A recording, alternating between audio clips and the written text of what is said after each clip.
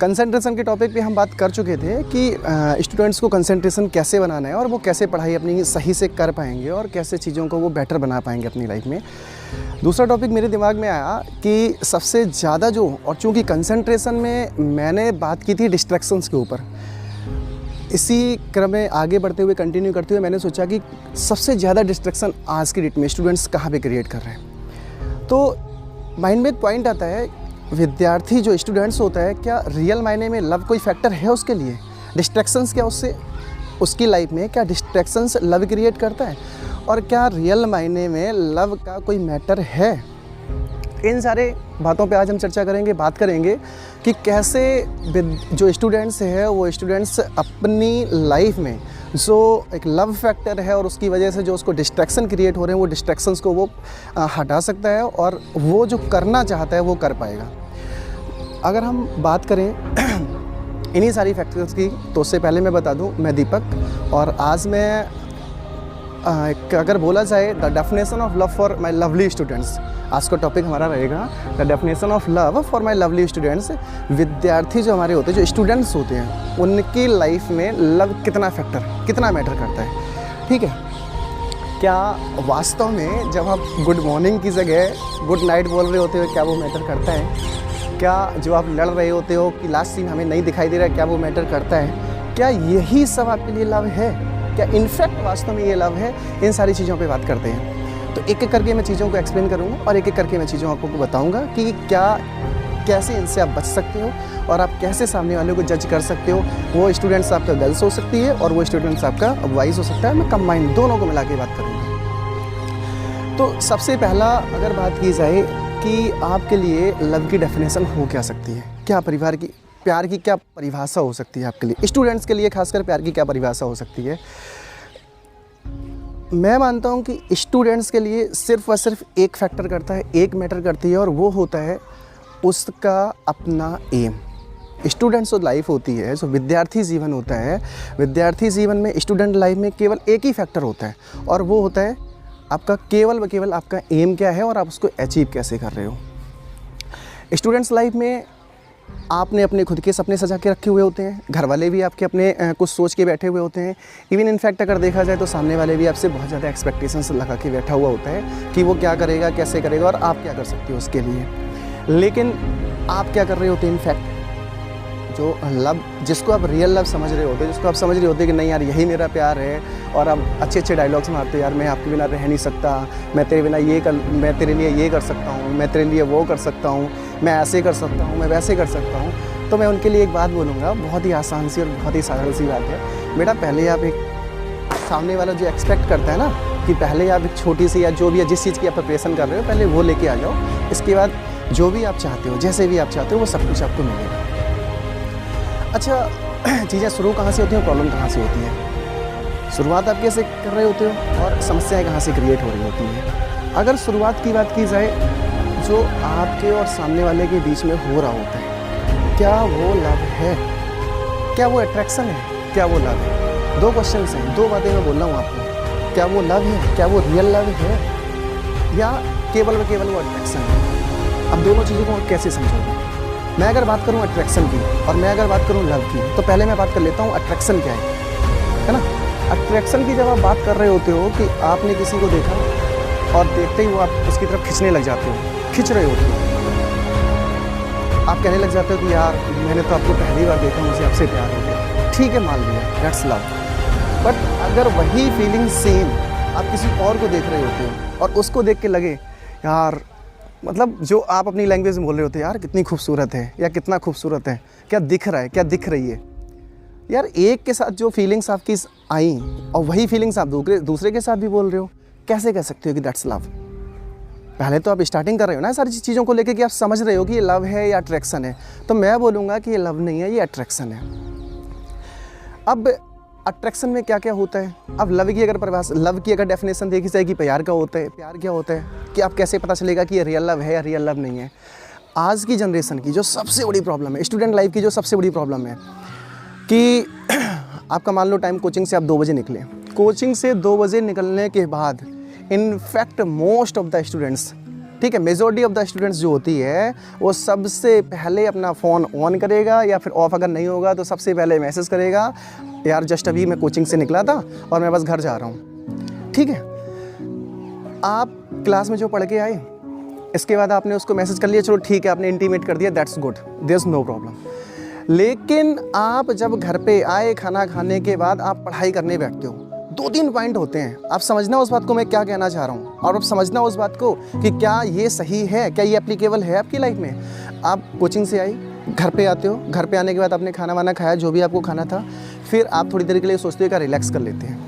लेकिन सामने वाले को पता है कि आपकी कोचिंग की टाइमिंग कितनी है। आप बोलोगे यार कोचिंग की टाइमिंग 2 बजे ख़त्म होती है, 2 बजे से लेकर 2:30 बजे तक वो वेट कर रहा होता है कि अभी आप आए होंगे, खाना खाए होंगे, सारी चीज़ें वगैरह वगैरह जो भी है। अब 2:30 बजे आप वहाँ से कोचिंग से क्लास से घर में आते हो, खाना वाना खा के थोड़ा सा सोचते चलो रेस्ट कर लें, इन बिटवीन कॉल आ जाती है। इन बिटवीन कॉल आ जाती है, कॉल आने के बाद यार आप कहते हो चलो मैं आपको थोड़ा से मैं रेस्ट कर लेता हूँ और मैं कॉल करता हूँ आपको, तो वहाँ पे प्रॉब्लम क्रिएट होना शुरू हो जाती है। यहाँ पे जब problem create, most of the majority of the cases की मैं बात कर रहा हूँ, जो स्टूडेंट लाइफ में डिस्ट्रैक्शन है मैं उसकी बात कर रहा हूँ, तो आप उसको बोलते हैं यार थोड़ा सा टाइम दो, मैं तो रिलैक्स हो गया, लेकिन सामने वाला समझना नहीं चाहते। यार जब सामने वाला इतनी सी बात नहीं समझ सकता तो आप कैसे कह सकते दैट्स लव? नहीं कह सकते ना इस बात को, दैट्स लव, अंडरस्टैंडिंग है ही नहीं। दूसरा, आप शाम को 8 बजे पढ़ाई करने बैठे, आपका इंपॉर्टेंट कोई टॉपिक चल रहा है, पढ़ने बैठ रहे हो, नहीं मैंने बहुत टाइम दे दिया, अभी क्या मतलब कोचिंग में आप इतना टाइम ले लिया आपने, इसके बाद आपको ये करना है, इसके बाद आपको वो करना है, अभी आप पढ़ने बैठ के पहले मुझसे बात करो, इसके बाद आप पढ़ाई करना। यार सामने वाले के अंदर इतनी अंडरस्टैंडिंग होनी चाहिए ना आपको लेके, आप चीज़ों को समझा पा रहे हो ना उसको कि नहीं। इनफैक्ट उसको पता होना चाहिए ना कि वो आप जो भी कर रहे हो, जैसे भी कर रहे हो, उसका क्या मतलब क्या रिजल्ट निकलने वाले हैं, कॉन्सिक्वेंसेस क्या आने वाले हैं। लेकिन मैटर नहीं करते उसके लिए। अगर मैटर नहीं करते हैं तो फिर आप कैसे कह सकते हो दैट्स ट्रू लव? अगर आप ट्रू लव की डेफिनेशन समझना चाह रहे हो तो लव तो काइंड्स ऑफ लव होते हैं, प्यार कई प्रकार के होते हैं। अब माँ बाप का प्यार होता है, भाई बहन का प्यार होता है, लेकिन माँ बाप का प्यार आप देखो ना, दैट्स ट्रू लव। कैसे? आप पढ़ने बैठ रहे हो, क्या आपको वो मतलब डिस्टर्ब करते हैं? नहीं करते हैं, लेकिन वो यार हमने पूरा टाइम दे दिया आपको, हाँ मुझसे झूठ बोल के तो आप कहीं और कुछ कर रहे होगे, आप तो यहाँ पे ये कर रहे होगे, यहाँ पे वो कर रहे होगे। इवन आप आज की अगर थर्ड वर्ल्ड वॉर होगा तो थर्ड वर्ल्ड वॉर आज की डेट में, आज की जनरेशन में जो होने वाला है वो होने वाला लास्ट सीन के ऊपर। सबसे ज़्यादा जो प्रॉब्लम क्रिएट हो रही है लास्ट सीन। तुमने मुझसे लास्ट सीन क्यों छुपा लिया? तुम इधर उधर कुछ करते होगे इसीलिए लास्ट सीन छिपा के रखा हुआ है। आप उससे कह रहे हो हमारा लास्ट सीन मुझे नहीं दिख रहा, क्यों नहीं दिख रहा? तो थर्ड वर्ल्ड वॉर अगर होगा ना तो थर्ड वर्ल्ड वॉर केवल व केवल एक ही टॉपिक के ऊपर हो जाएगा, लास्ट सीन के ऊपर। और आगे बढ़ते हैं यार, और अगर चीज़ों को, मज़ेदार चीज़ों को बताता हूँ मैं आपको। स्टूडेंट लाइफ में यार आपका टाइम क्या होता है? पढ़ने का। नाइट में एक कंसंट्रेशन बनता है, पढ़ाई कंसंट्रेशन के साथ होती है। ये कंसंट्रेशन कैसे क्या करना है वो मैंने आपको पहले ही बताया।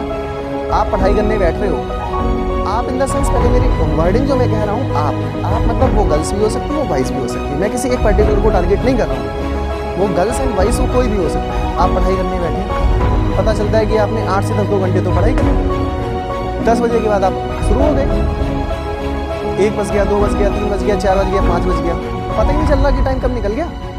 आप ये देखो कि जब आपको गुड नाइट, गुड मॉर्निंग बोलना चाहिए, तब आप गुड नाइट कह रहे हो। अब आप गुड मॉर्निंग की जगह गुड नाइट कहोगे और फिर आप 5 बजे सोते हो, फिर इसके बाद 11 बजे जग रहे हो।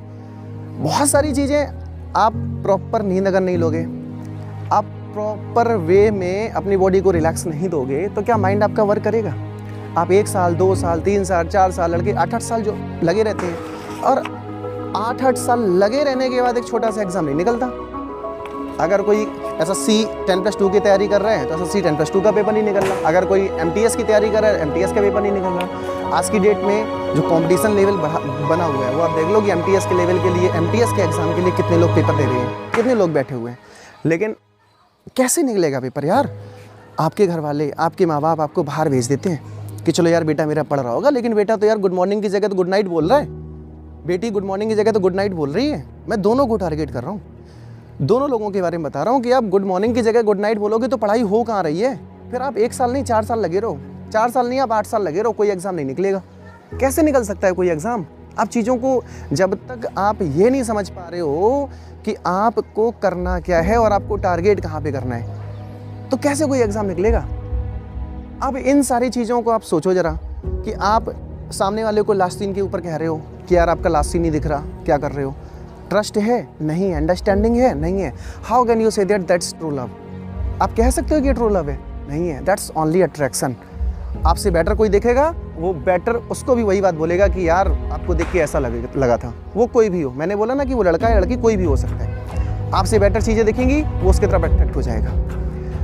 लास्ट सीन की बात हो गई। इसके बाद अगर आप शाम को 10 बजे 11 बजे आप पढ़ने के लिए आप बोल रहे हो कि चलो यार मैं बाद में कॉल करता हूँ, और इसके बाद अगर वो चीज़ों को नहीं समझ रहा है, इसके बाद आपने बोला कि नींद आ रही है यार, सुबह मुझे पढ़ाई करनी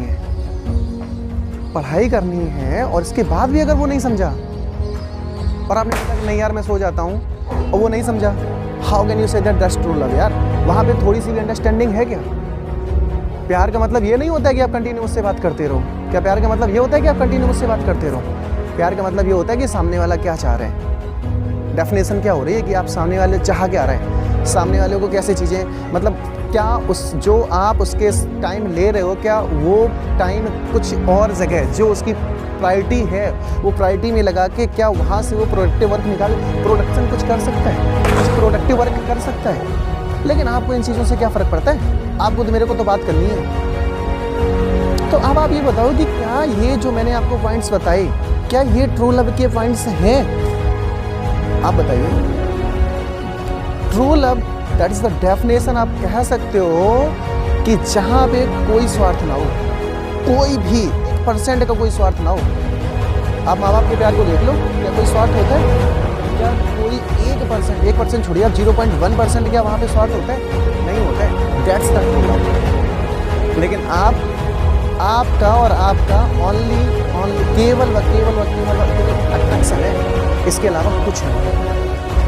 तो वो स्टूडेंट्स जो इनफैक्ट चीज़ों को करना चाह रहे हैं, जो कोशिश कर रहे हैं कि नहीं यार मेरा इधर हो जाए, मेरा उधर हो जाए, मेरा ऐसे हो जाए, मेरा वैसे हो जाए, तो पहले तो आप उनके लिए ये लव मैटर करता है या लव मैटर नहीं करता है, पहले तो उनको इस पर विचार करना चाहिए।